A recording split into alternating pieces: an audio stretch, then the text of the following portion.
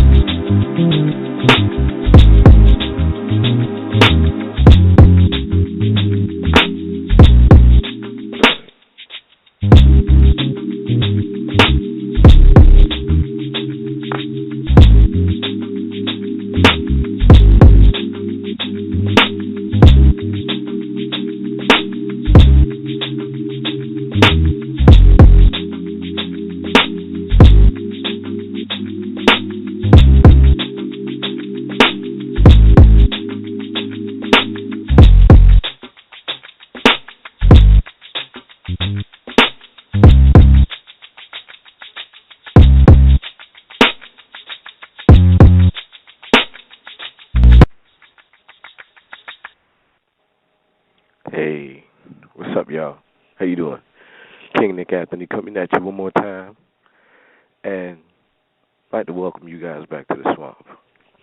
And today is going to be a very special day. I'm going to touch on a key subject that's floated around in just about every barber shop or nail and hair salon, and it's been coming up more and more lately. The idea of polygamous unions. They even have a show on it on polyamory on Showtime, and the subject has been shown in some aspects on movies such as She Hate Me, which was a Spike Lee joint, and it's an idea that people kick it around in the Western world. You know, the Mormons, they say that it's practiced with them. In Muslim countries, the idea is shown to be a cool thing to do. The idea of polygamy, and then some people, they live in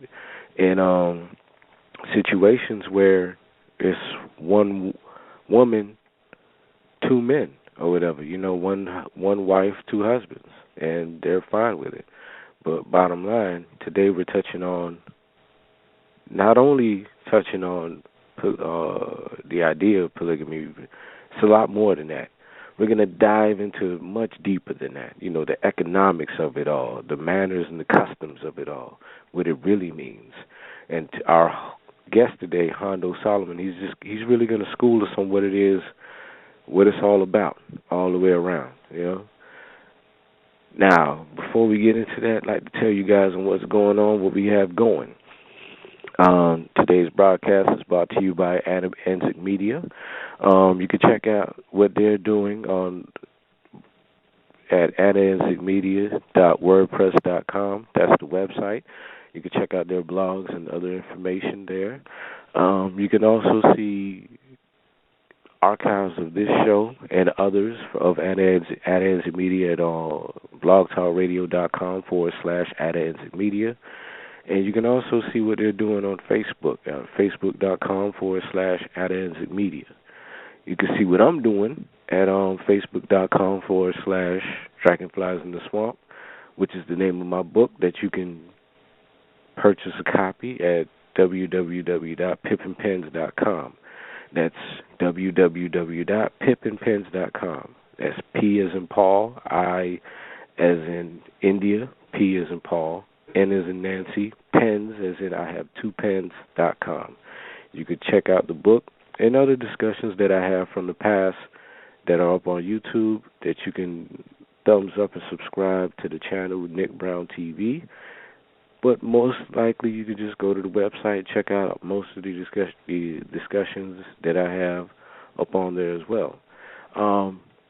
Brother Hondo Solomon, This guy, he's really put in thousands upon thousands upon thousands of hours looking into the subject, and he puts a lot of his information. Well, his first book has a lot of information.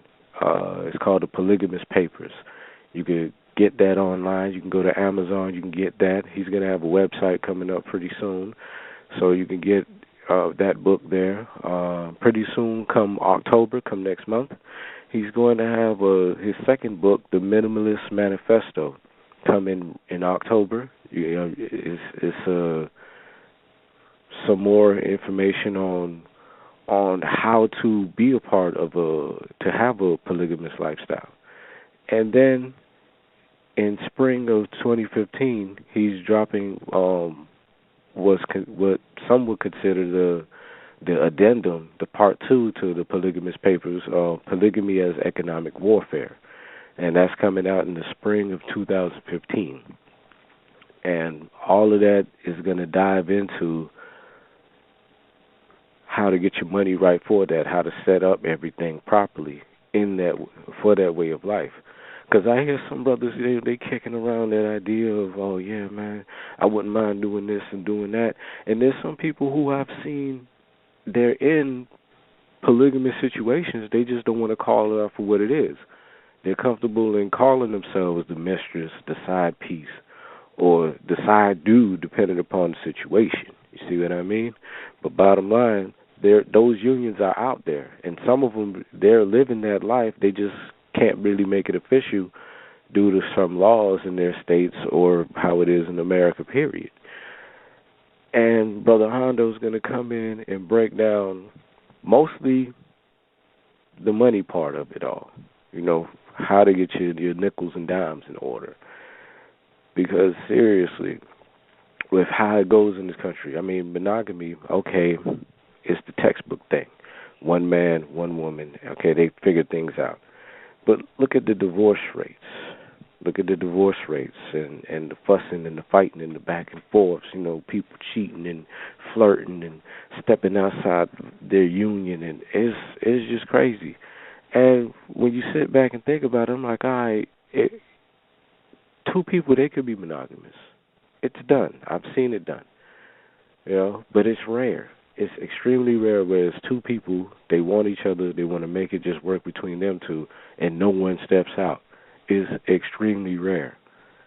It's extremely rare. To those who are living that life, I clap it up to you. I give you your props. If that's what you want, that's your dream, that's how you want it to be, and you found somebody else and y'all have the same goals in mind, you have that level of commonality in place, all right, cool, fine, I clap it up.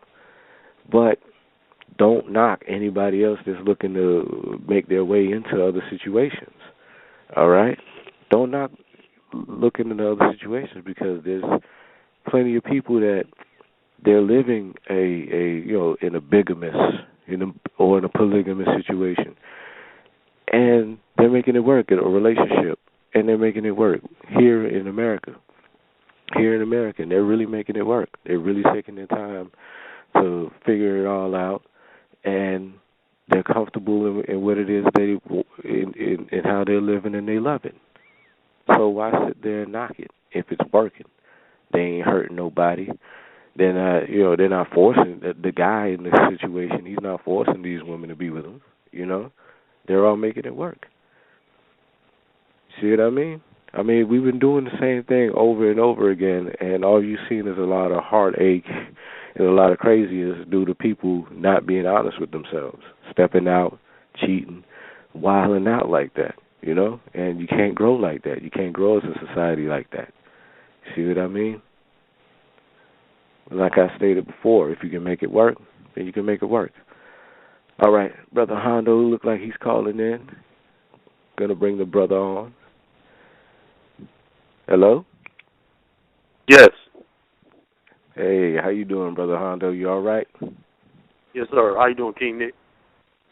All right, okay. Hondo Solomon, glad to have you on. This is a beautiful moment in time. Really. Yeah, man, I appreciate the invite, brother. Yeah, man, I appreciate you coming on, because, me, myself, I have an idea of how the subject goes or what have you, but I don't have a full understanding as you do, especially with the economics and the manners and the customs, especially on the economics parts. And I mean, we're coming out of a recession. Well, we're still somewhat in a recession, and any way we could get a leg up on that front, I say go. And everybody's happy with the situation, I say go for it. You know. So where you from, Absolutely. bro? I'm originally from the Detroit area. I was raised in a little country town called Holly, and I spent some time in Rochester Hills as well, Michigan. Two totally different environments. Holly's a little, like I said, a little town. By half of the place is dirt roads, and Rochester Hills is a very quiet postcard type suburb. And I spent some time in Pontiac as well. Pontiac is an urban area, so I've seen these different environments. That's one reason why, there's an edge to what I speak on regarding economics, specifically in relation to polygyny, because I've actually seen it. I've actually seen it in a couple of different environments, and not just one place. So there it is. And but I've traveled since then. Yes, sir. Okay. Yes, sir. And I've traveled since then. About 15 years, I've traveled a lot for work and for school across the country. I've lived in Germany before for a summer. And most of the places I've gone, I've spoken with people about polygyny. So it's something that's not unique necessarily to Africa. It's been practiced around the world. It's been used as an economic wealth-building system and a survival mechanism for, since the dawn of humankind. So it's not something new or something strange, and most of the people who are engaged in it worldwide are not Mormon or Muslim. So we want to make sure we dispel the myth about that. So you've got people practicing this system. Polygyny specifically is called around the world, but it's much easier to build and maintain wealth when you have multiple women than when you are trying to do it alone, one woman, especially when you live in the West. Yeah, that's most definite. Looks like we have callers coming in. I like to apologize, callers, ahead of time. I should have gave you this warning. Please we're going to save all the questions toward the end because we're going to have a lot more people calling in wanting to ask Brother Hondo a lot of questions. So please just fall back for a second. Save all your questions to the end. I see you out there, 510. I see you over there. I see you. Trust me, I see you. But please save the questions for toward the end. We'll give you your opening toward like the last 15, 20 minutes of the show, all right? Now, Brother Hondo, you said that you've seen it and you've studied it, the field and the lifestyle of polygamy. Now, I understand that you've seen it, but what really interested you into digging into the subject? Well, back in 2004, let me go all the way back because during my childhood, I was flashback. Yeah. I was raised in a polygamous family where I saw concubinage. My mother was with after she and my biological father when they separated. And I use separation instead of divorce because I'm speaking from a cultural perspective. When there's a separation, long periods of time, there should be a divorce. And I'm getting more into that in my second book. But once they divorced under the state system, my mom was with a man for probably 10, maybe 12 years. It was a little sketchy because I was so young on the exact time frame, but it was at least 10 years. And she was his concubine, and we had a house. We had our own place. We had like an apartment and then a house. Because like I said, we moved. He lived about maybe 20 minutes away in another city. But at the time when I was still in the Christian church, I was actually raised in the Apostolic Pentecostal church. We all went to the same church for years. I mean, this was from the time I was 3 to maybe I was 9, maybe 10 years old. Even when we transferred churches, my mom and I, he was still a prominent minister at the same church that we started at. And people knew this wasn't like a secret, okay, because he was always in my mom's face and vice versa. He took us out. I saw him, week in and week out. So this wasn't like sometime moonlighting type of thing. And his wife also knew. Now, there are many details I don't know about the relationship because I respect their relationship. I respect what they had. I don't really know why they even stopped seeing each other. I don't. And I don't ask because I'm respecting their space. But, I did not see any dysfunction as a child. In fact, it was very positive. My mother, in fact, was his manager for his janitorial company for many years. And this is where the economics comes in. Like, I actually saw that. This man owned his own business. In fact, when he was older, when I was older in my adulthood, I know that he had another business. So I saw entrepreneurship, and I saw a man's woman. Exactly. You see where I'm going. So I saw a man's, second consort actually working in his business and helping him to build that. In fact, I used to go on jobs with them periodically. Before they really got tight with the child labor laws. I didn't really help them on the job, but I would go with them. So I was able to actually see this functioning in and out of the house. I saw him caring and loving on my mother, and I believe is why I have a very positive outlook on polygyny. Now, fast forward when I was, 26. I wasn't even thinking about this at the time, about my childhood, because they never explained polygyny to me, and I never asked about it. They never broke out the Bible or anything like that. And I was just studying Torah. I was just studying, and it hit me. I said, "Wait a minute. The way the rabbis interpreted scriptures was with a system called paradise or pardis, and that's Peshat, Remez, Dresh, and Sof, and those are the 4 levels of biblical interpretation according to the ancient rabbis. And that is the explicit, implied, the symbolic, and then the mysterious understandings of the scriptures, respectively, right? So I'm reading this on those levels. And I said, wait a minute, why isn't, I see polygamy in here. Yahweh said in Exodus and Deuteronomy, he said, when you take on another wife, this was not like a conditional thing. So there was an assumption that some of the men would take on women in the population. Remember, this is some of the men. I'm not saying all the men did it, but it was very common. It was accepted, right? Well, I asked myself why. So I began to study the scriptures. So for 2 years, I did nothing but study the Bible, and then I reached out into other cultures around the world.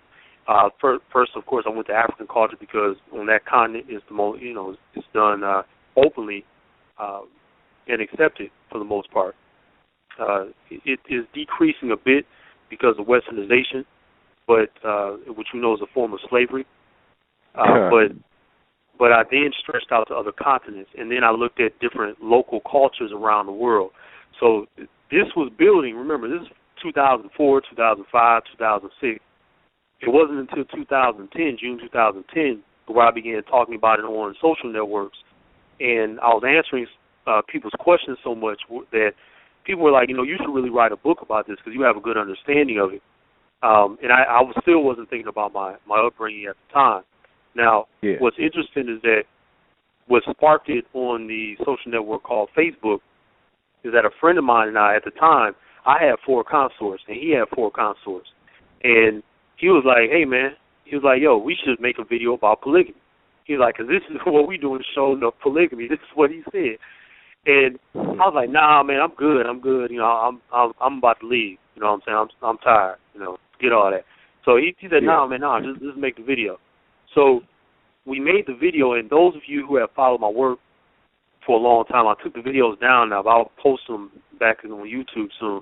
But they were 4, it was really one video. I broke it up into 4 parts. It was an introduction to polygamy. I was at a white chalkboard. I had a white polo shirt that had blue stripes. Some of you remember that. And I remember that.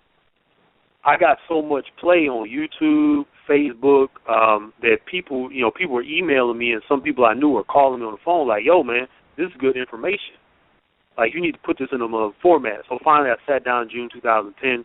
I remember it was almost 100 degrees outside. I mean, I was hot. I said, you know what, let me just make a pamphlet, a 15-page pamphlet answering these questions on polygamy, okay? And what ended up happening was the whole project, the Polygamous Papers, is now projected to be a 5-part book series. So the Polygamous Papers, the first book that I wrote, It's 54 pages. It's a pamphlet. The sequel called Polygamy as Economic Warfare, which is going to come out in spring 2015, that's going to be close to 400 pages. And I've got part of that written. And the bibliography now even has over 200 sources. So there's going to be heavily footnoted. I mean, I had to break it up into multiple books because there was too much information. And at this point, I'm approaching over 25,000 hours of primary information. So for the record, and for those who think that I just sat down and wrote a bunch of books, or rather that I read a bunch of books and got my information, that's only about 1% of the source of my intel. You got to remember that, I've engaged in polygamy, having multiple consorts. All the women knew there were no problems. I didn't get drama except one time, and that was at the tail end of the relationship when I was removing her from my household. So at that point, it was moot because she already knew how I was. I've never so-called cheated on a woman or anything like that. I'm very blunt with it. Now, growing up in it and most of my friends being polygamous, and the fact that I speak with people on different continents, even up to this day, that means that my information is coming directly from the source. These are people who engage in polygamy. They have multiple wives, or I'm speaking to the women. Also, they're telling me about their experiences, the good, the bad, and the ugly. And, again, it is from different parts of the world. So, I'm not a guy who sat down and read some books and said, oh, look, this is interesting. I'm just totally obsessed with polygamy. No. I've seen it work. I've seen it in other people's homes. I know that spiritually, mentally, physically, and on other levels, including financially, a family can easily grow and develop better in some cases under polygyny. So there you have it, brother. I mean, there's more, but I'm gonna have to write all that in the book, man. It's a lot. All right. Okay. Let's dive into a little bit of the economic standpoint, because from some of what I've observed and learned from you is that and I believe this as well, is that mostly from the black community standpoint, that we have to have our own businesses. That's mainly my thing.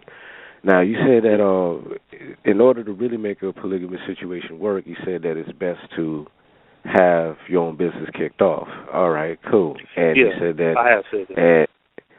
And now I just wanted to ask.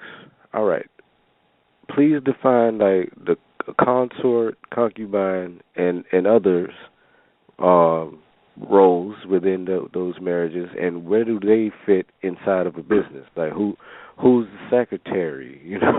Just really break down how that can work or whatever from at least an entrepreneurial standpoint. Like just touch on that a little bit. Well, let's go into some science and some basic physiology. Let's go into some data. Okay. First of all, you have to remember that as far as executive assistants are concerned, they're a corporate officer's personal assistant, if you will. 96% of them are women. Okay. The other remaining assistants are usually homosexual males. All right. So we can remove them from the equation. All right. Most of them, the rest of 4%. Right. But 96% of executive assistants in the United States, at least, are women. Even when you go abroad, okay, everybody knows that most of the time when a woman is assisting a man, or rather when someone is assisting a man directly, running his errands, getting his clothing ironed and cleaned and all that stuff, most of the time that's a woman. We know this, all right?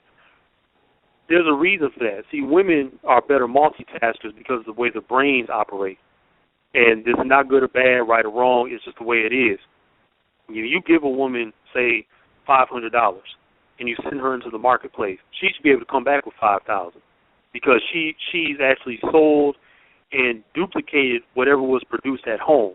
See, so we're talking about a home economic system. And there were actually some colleges up until about 30, 40 years ago where you actually had a major in home economics. I actually spoke with someone recently where they said that their grandmother had a bachelor's degree in home economics. Wow. Wow, okay. So understanding domestic science leads to building wealth outward. So you use your agricultural paradigm from the home. In other words, land that you bought, land that you own, to sell wares. You can make clothing, you can make jewelry, you can sell food, things like that. You can actually produce something that you can take out into the marketplace. So even when you're outside of the domicile, you're still producing financial wealth and material wealth by sending the women outward. Because, and I said it today when I went to get something to eat at a restaurant, there were two guys at the front, and I literally said, I looked at him in the face and said, wait a minute, where's all those fine women you had up front? And he started laughing. He said, hey, man, I'm sorry, man, they got transferred to another position in the restaurant. He said, I know. Nobody really wants to look at a dude sitting up here. I was like, I know that's right. You see? And we stood up there laughing about it because we knew it was true. In fact, the new guy who overheard our conversation, he was laughing too because we all know it's true. Now, whenever I go into that restaurant, there are 3 to 4 beautiful women working in that restaurant. Now, I would rather go into that restaurant and get something to eat with them sitting there, not these two dudes, okay, because I've never seen these two guys at the front. But at any rate, when women being better multitaskers, it's better to have multiple women because the way men are wired, we generally like to focus on one thing at a time. And again, that provides that grounding element in the family, and you need that type of structure in any group dynamic. So you can take that to the military setting. That's why you have, say, a lieutenant leading a squad. Like, for instance, in the sometimes you have second lieutenants in the Vietnam War who would be leading a squad. So you have lieutenant. You have a general leading a large battalion, and a regiment. So it's the same principle applied to the family. Corporate environment, what do you have? You have the founder. You have a president. Sometimes someone is the founder and the president, or the president and the CEO. The chief executive officer is usually the face of the company, and under him is someone called the chief operating officer. Now, they're the ones who handle and manage day-to-day tasks. This is generally what your main consort will do, okay? And I use the term consort instead of wives because a wife doesn't necessarily cut to the heart of what a consort is, because a consort is someone who is a member of a consortium. A consortium being a group of individuals or institutions that have the same mission, values, and goals, all right? So if you have a consort, because you're her consort as well, and you're their consort, if you have consorts, that means that they share the same mission, the same values, the same goals. And this is family, so this is the most important group system that you have available in society. It's not a corporation, it's not the military, although a family is a corporation and it's a military unit. And I'm going to get into that later. But the classes of women in the family allow you to disperse various tasks according to not only the role but the strengths of each woman. Because every woman is different, okay? I mean, they're women, but they're different. Just like all men are the same, but we're still different. It's an irony of nature. Yeah. So you have what most people say are the wives. Then you have concubines. Then you have maidservants. Now, this is most traditional societies, even up to the present day, they have that. So you have your, what I call your ace, your prime consort, and that takes the place of wife. They're the ones who have usually built with you the longest. They've been with you when you didn't have nothing, when you were almost on the street, when you were building up and y'all couldn't rub 2 pennies together. And then all of a sudden you have a thriving family economy. That's usually the one who's been with you the longest. That's usually the man's ace. On the street they call it the bottom chick, right? That's what they call it on the street, but that's what an ace is. Okay. Concubines, their primary role is that of a sex partner for the man, and they're usually women who are highly skilled in sex. I mean, they actually understand the science of sex. They know what to do. They understand cleanliness laws, what are called Nida laws in Hebrew culture. We call it the Nida laws, and it just doesn't pertain to sex. It pertains to being clean in general, so you don't spread various pathologies throughout your family and community. But the concubines can also serve as assistants to the main woman, to the main consort.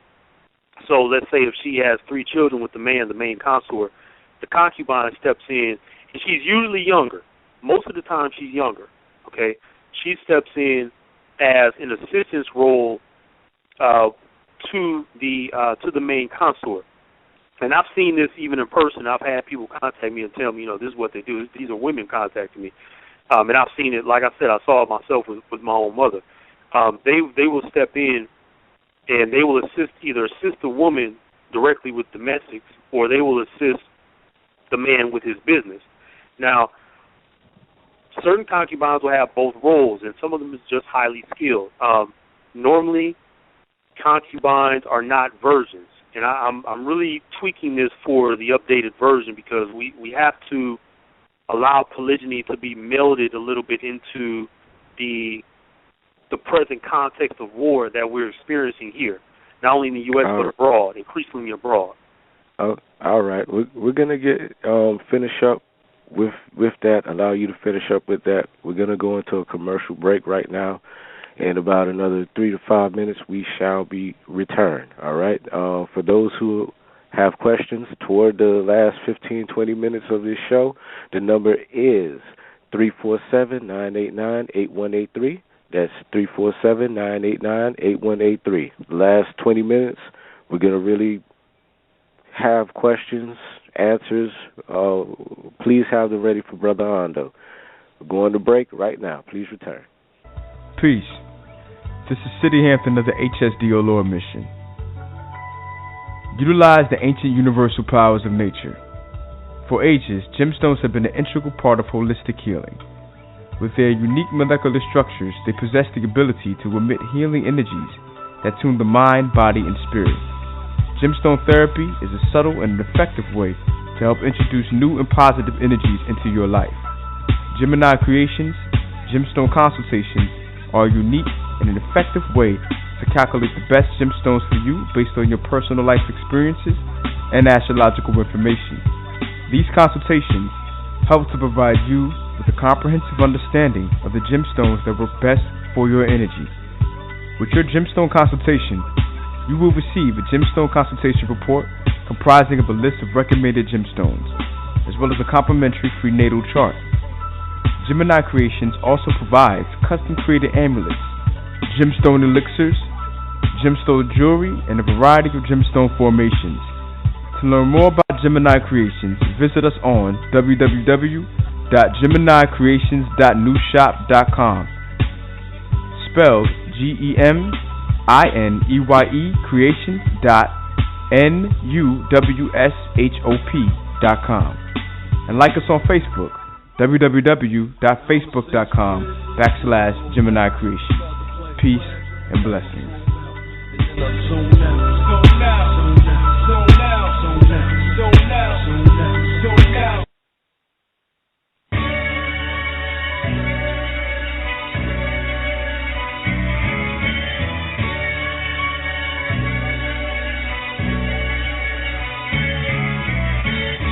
You missed what? Not this again. My mama told me that I shouldn't use discipline. I promised her I never put you through this shit again. But do this one more time and I never called you a bitch again. And I'ma stop lying. At least I stopped trying. Shit, I say anything just to get you to stop crying. You gave me everything. I just got mine. You ain't deserve to hear them 3 words. It's not mine. I'm sorry for being a product of the damn hood. For not taking care of my problems like a man should. Sorry for hitting you and not using my hands for good. And those unplanned trips to Planned Parenthood. I can see just why you hate me now. I was quick to raise the blouse and couldn't raise a child. So what you gave a nigga, you deserve more than riches. And all I gave you was a trip to the abortion clinic.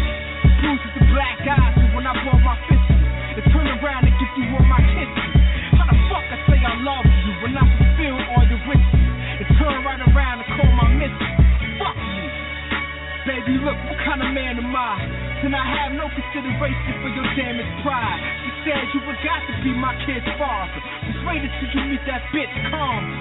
God, if you're listening, forgive us all, 'cause we're just holding babies.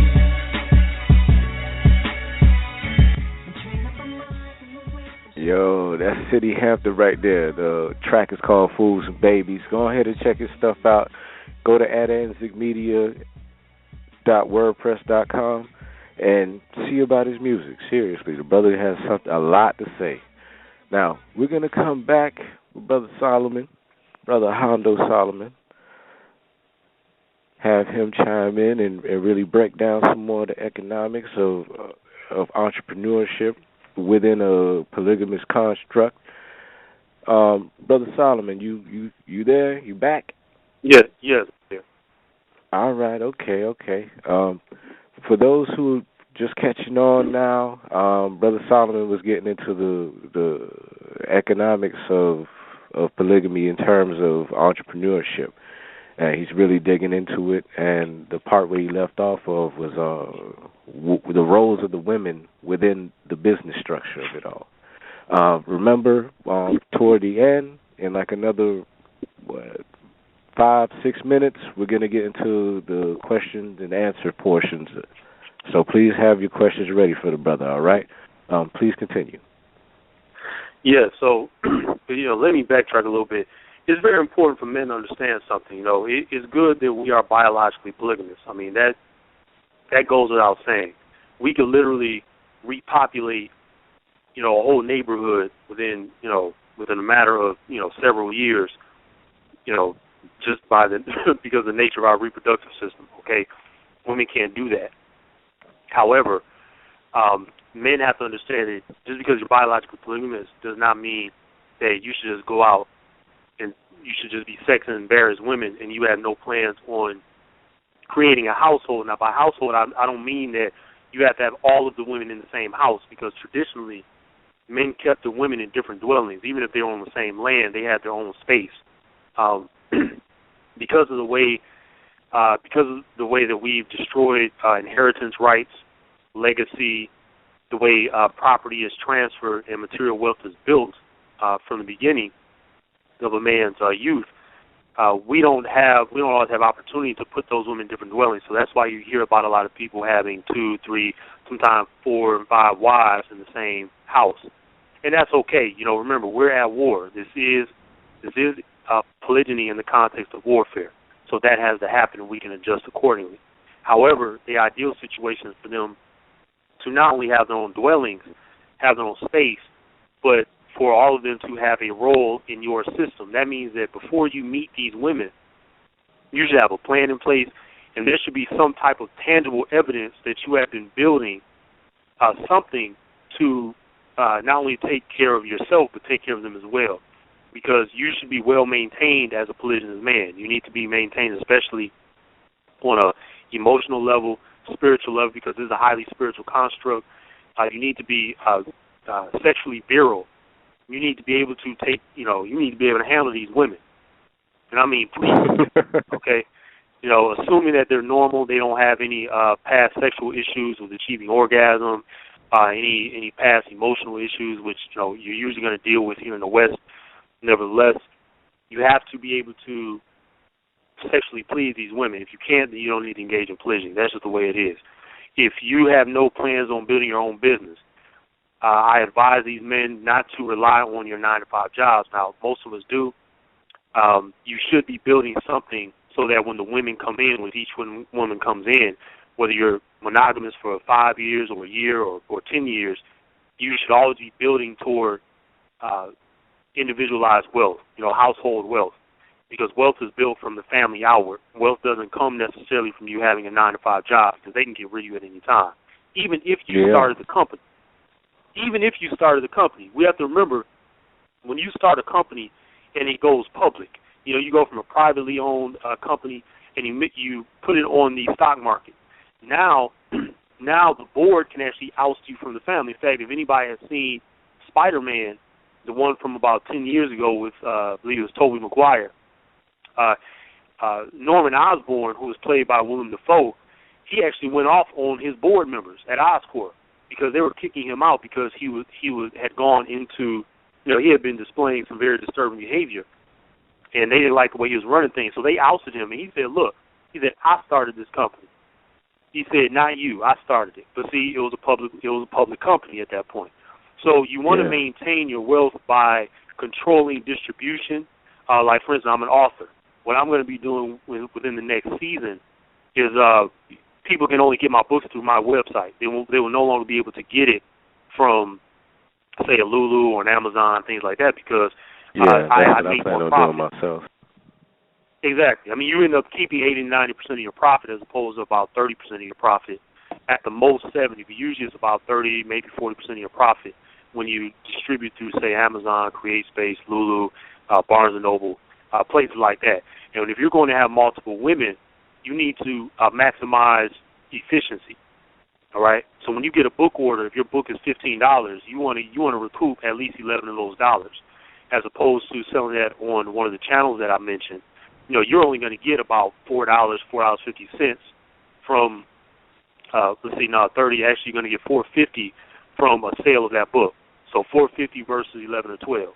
You know, you decide. See. Exactly.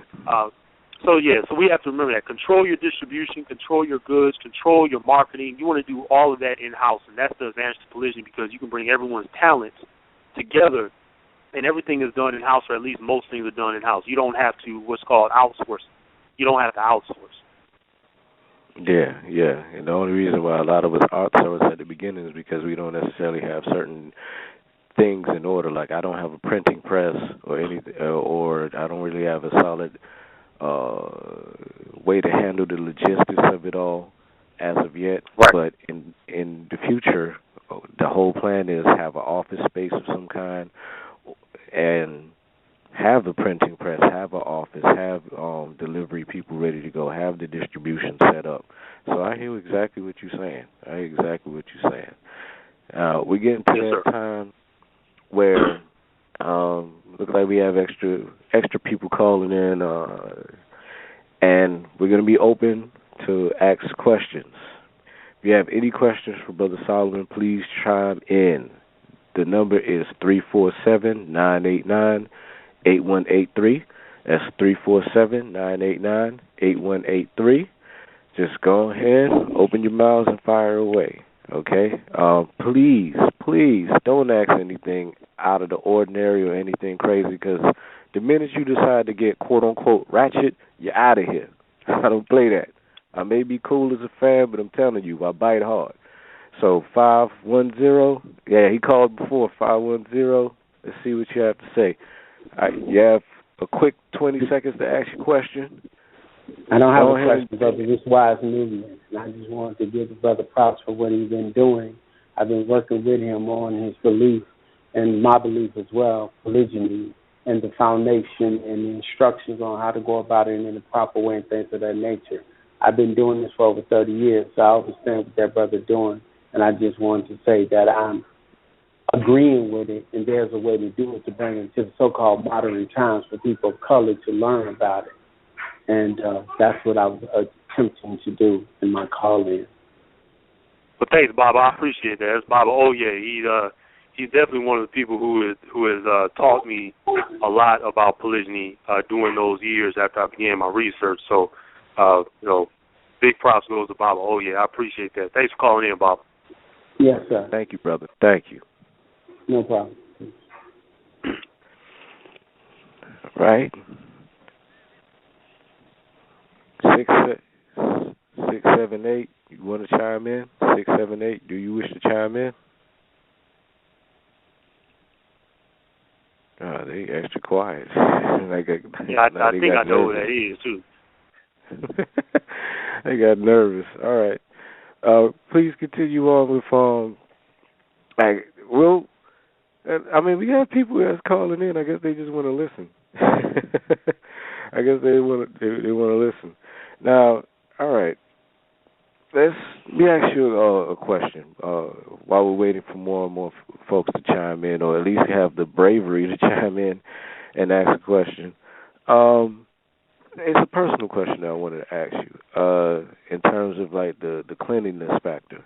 Like when one guy is hanging out with his consort and he wishes to like 1 week he's hanging out with one consort, then the next week he's gonna hang out with his next. Oh, somebody's chiming in.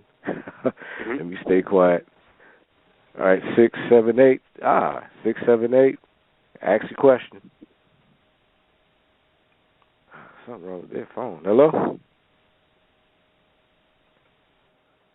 I can see them calling in and raising their hand pretty much, but they're not saying anything. Let me try one more time. 678. We see you, 6, 7, 8. Nothing. All right. All right. Now the question I was going to ask, like, say that 1 week I'm hanging with one consort, then in another 3-4 days I'm going to hang out with my other consort, right?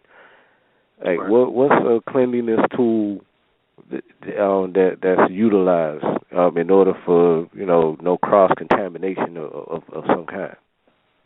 Right, and you know what? And this is something that I rarely see polygamists or polygynous men address, but it has to be addressed. When you're taking on each woman during the courtship phase, the ideal situation is for you to get tested. And there's going to be various tests that are superior to others for STIs or sexually transmitted infections. I want to be outlining those in Polygamy as Economic Warfare. But these you have to you want to be tested during that courtship phase. And you also want to be tested. Now get this. This is modern context because you're dealing with people who are not always connected to high cultural values. You want to get everybody tested once a year, if not twice a year. Now, why is that? Okay. That because that will reveal if someone is cheating or not. You see? Yeah. So when you're dealing with multiple consorts and you're having sex with multiple consorts, your women, you want to make sure, first of all, that you bathe afterward, not just wash, your genital area. You want to actually bathe, okay? And you want to wait until the next day before you have, relations with your next consort or the next week. If your women are on a weekly schedule where you're hanging with one, you're spending more time with one than the other than the next one. You have to do that because you will easily spread STIs, and it's just dirty. It's just dirty in general, and women can easily pick up the scent of other women. Those who are in tune with their bodies and with their spirit, they know when you've been around another woman. That's why when men don't really understand polygyny and they're stepping out with another woman and their main one doesn't know, the main one, he'll come home, no perfume on him, nothing strange going on, but she'll be like, you've been around another woman, haven't you? Because his energy shifts and his hormones shift, and when his hormones shift, his spirit shifts. See, so we have to make sure that we're bathing. We have to make sure we practice the cleanliness laws. When to change your clothes, okay. This is what you should be doing before you go to the next consort, because all of these things, all these pathogens are picked up on your clothing, you see, and things that you touch. So you want to give it like a 48-hour window to play it safe? No, just 24 hours. Just wait until the next day. Meaning that when the sun rises, counting that as a day. There's something else too I want to mention about the woman's menses. Because the man also, he has to have a clean diet. His diet has to be, you really want a very clean diet, which is as free of animal flesh as possible. I know everybody's not going to go vegan, but I do recommend that because the animal's blood, the fats in the meat, the oils that you fry this food in, that you bake it in, all this oil is coming from the tissues. It clogs the sponge tissue of the penis, and it can actually contribute to erectile dysfunction. And the man will not be able to last as long. His stamina, his endurance will decrease. So when you're dealing with, say, a woman who has she has a high sex drive, as opposed to your other one, or let's say both of them do, and you have two. Well, you need to last as long as possible. Sex is really a big part of polygyny. People try to downplay it to sound deep. Oh, it's not about sex. No, sometimes it is about sex.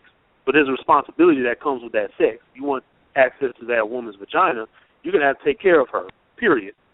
You're going to have to actually love on her, take care of her, be affectionate. You have to make love to her. You have to please her. You have to understand sexual science, and most men don't. They think because they slept with a lot of women, they understand sex, and most of the time they don't, right? So with the woman's menses, with one more note about the woman's menses. In Hebrew culture, we disallow sex and sexual contact like kissing, and even the woman cooking and touching cooking utensils for 1 week. Now, why is that?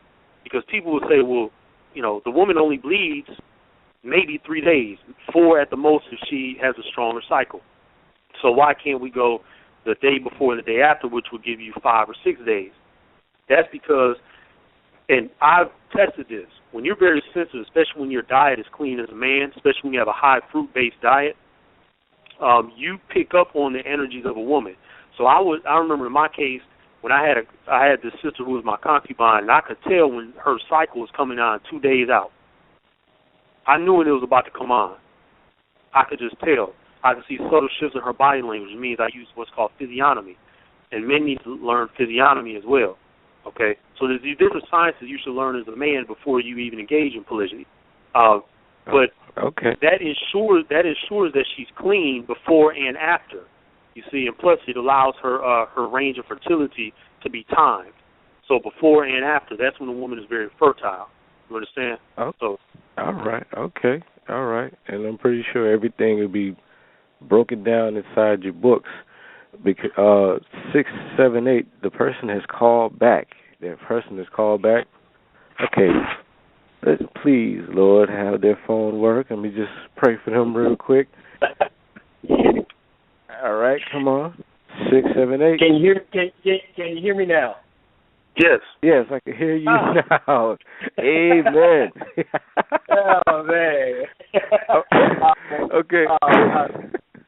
Greetings and shalom, brother. Please forgive me. I wasn't playing games on your show, man. Sometimes my Bluetooth and my phone may be beeping sometimes. So, I couldn't. All right. Okay, no, that's understandable. Technical difficulties, man. Y'all couldn't hear me. All right. What's the question, bro? What's the question? All right. Well, excuse me. Shalom there, Master Hondo. How you doing, sir? Master Yada, how are you, sir? All right. Yeah. This is Yada Ben Israel. I just called in to offer my support to Master Hondo there because he is doing a fantastic work. I've known him for a while now, and we actually have broken bread together. We've discussed these matters in great detail. Would you agree, Master Hondo, that we that we have spent hours on, and I mean literally hours on this subject matter right here? Just wanted to send you a word of encouragement. Tell you to keep up the good work, brother. You made some points in your earlier before the break. Now you, Brother Hondo, you use the military family model. Of course, I use the corporate family model. Although they are different, they are very similar. Very similar. When understanding the way the family works as a unit. And understanding how individuals work within the family, it's a lot like I was in the military. It's a lot like a military unit. It's a lot like a Fortune 500 company, and I think that men need to apply their understanding of their relationships with the understanding of how they do warfare and how they do business, because those things are actually one and the same. There's no division between relationship and warfare / business. It's the same thing. True. Okay. Very true. Yeah, it is. Yeah, but in the Western context, we've been taught this, romanticized concept or idea of relationships where there's no war. All of that is just to sell tickets, to sell books. Pretty much. Yeah, and they've been selling a lot of them, but lately they ain't been selling as many as Master Hondo has, because Master Hondo is actually bringing a practical solution that is going to help fix not only the people of this nation, but particularly black people of this nation. Because right now we have a family problem. We have a huge family problem. And I pray that the men and the women who hear this show today would go out right now, and all you got to do is get online. Go out right now and get Master Hondo's book. I'm telling you, it's some great information in there. I can't wait for him to come out with his next editions and volumes. I look forward to it. I look forward to. I don't know if Hondo. I don't want to spill the beans, but I don't know. You talked about blood and kindred and the art of economic warfare, but Yeah. We're getting to that right at the end, brother. And if I want to point out too, Brother Nick, that Brother Yada is actually the one who wrote the foreword to the Polygamous Papers, Volume 1, and he has his own book. Oh yeah, that's his name at the bottom of the front cover. Yes, sir. Yes, sir. Yes, sir. And he and I have built on this subject so much. When I discuss this with people, it helps to mold and shape how I think about not only polygyny but really economics in general and life in general. And this is why, Brother Nick, and we need to point this out, that leaders need to discuss ideas with each other, and that we need to execute those ideas, because that builds confidence in the man. And when women approach us, they see something different in us than they see in lesser males. And when I say lesser males, I'm talking about degenerate males, males who don't care, males who are just using women for sex and nothing else, no responsibility, no family plan, nothing, and they're in it for themselves. So we have to remember that communalism, togetherness, other-centeredness, and I talk about other-centeredness in the Polygamous Papers, Volume 1, we need to practice those things. I go into deeper in Polygamy as Economic Warfare, which is out in spring 2015.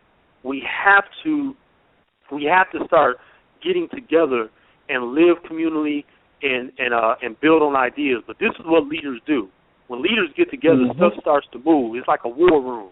In the military, you have a war room, and you got all the tools needed to engage in logistical analysis.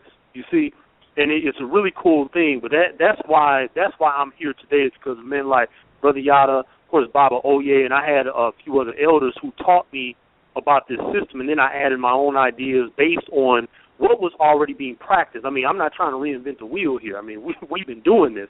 So I'm just putting the information together like a puzzle piece so that we can engage it in a modern context. So I should be able to take my consorts anywhere in the world and we're still good. We can adjust certain things without the family breaking up. Okay, Ron, we're starting to wind down, but I'm going to allow one more quick question. Please make it fast. 713, please make your question fast. Hello? Hello? Hello? Yes, sir. Can you hear me? Yes, we can hear you. Okay, I'll make it quick. This is Marlon Griffin L., also known as Suleiman. I spoken with Brother Hondo Solomon several occasions. Want to say, first of all, I appreciate the work, and I believe this is the work, as the family is the fundamental group unit of society. My question is, I've noticed, first of all, I haven't been here for an entire call, and my phone been dropping the class, but my question is, I've noticed with a lot of our sisters here in America, for them to get onto things, things need to become a fad for them, seems like. My one question is, do you think somehow, some way we should try to make this a fad for our sisters, like for something have to spark or generate for them to understand that this is the type of work we need to be involved in? And tragedy, crisis, and great loss will bring men and women to their senses, and that's men and women. It's not going to be until we experience a cataclysm and an apocalypse, or near apocalypse, before women get it. I'm picking on women because you asked me about women. That is great tragedy, crisis, and loss. I'm telling you, his history bears it out. Current events bear it out. Women will start acting right toward men, and men will do what they're supposed to do. And there's a clear line between evil men and right ruling men. Yeah. So hopefully that answers your question. All right, we're sort of winding down. Thank you for answering that question, Brother Hondo. Being that we're closing up shop, would you like to elaborate and tell us what it is you're going to get into? Yes, sir. I have a book coming. Yes, sir. Yes, sir. I have a book coming this October called The Minimalist Manifesto, and that is a book on surviving and thriving with less. So the full title, though, is The Minimalist Manifesto, Less is More. And I talk about my life, 15 years living as a minimalist, living out of a backpack or with minimal possessions. That's something that we're going to have to learn as men as well to lead families. Women are going to have to learn that just in case of the near apocalypse, anything. But it's cheaper, it allows you to save money, things of that nature. That's coming out in October, in fact, 3 to 4 weeks. I have another book in 2015, spring 2015, called Polygamy as Economic Warfare, a manual for polygamous families. And you all look out for that. That book is going to be fully footnoted, every page, 300 to 400 pages. There's over 200 sources in the bibliography now. There will probably be 500 when I'm finished. I will have interviews with polygamists. I'm going to have 3 forwards from experts in polygyny. I'm going to have about 40 reviews for the book. And you all look out for my website coming up called gohondo.co, gohondo.co. You can reach me at hondo.solomon@gmail.com if you want to reach out to me. All right, okay, all right. Thank you for chiming in, telling us everything. All the information is good. I'm definitely going to jump on the book. I have this one more ghostwriter gig that I'm doing, and the first chance I get, your book is going to be the first thing I get, because in terms of lifestyle and how I'm going to live, yours is going to be like the first manual. Financially, I've been looking at different business books, personal finance and marketing, and how to move my product and get better as a business person. But in terms of personal life, yours is definitely going to be the first book I'm diving into. Now, if you want to check out past archives of this show, you can go to Blog Talk Radio /@Media. If you want to see what the program that set all this up is doing, you could go to @media.wordpress.com.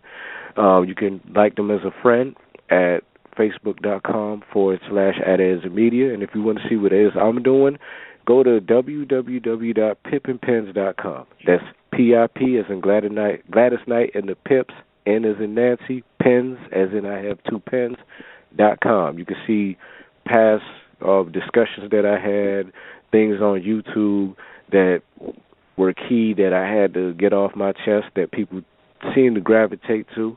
And please get my book, Dragonflies in the Swamp. I created my own writing style called the Anecdotal Prose Poem. You can look into that.